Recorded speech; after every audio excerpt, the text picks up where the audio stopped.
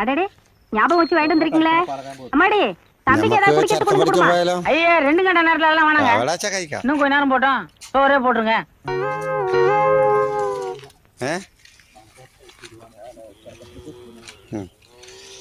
ഞങ്ങള് ഇവിടേക്ക് എന്താ സ്ഥല പേര്? വീട്ടിലെ ആര്? ശിർവാണി ഡാം പോസ്റ്റ് ഓഫീസിൽ വന്നു. അവര് വിടണില്ല, അവര് വിടണില്ല. എന്താ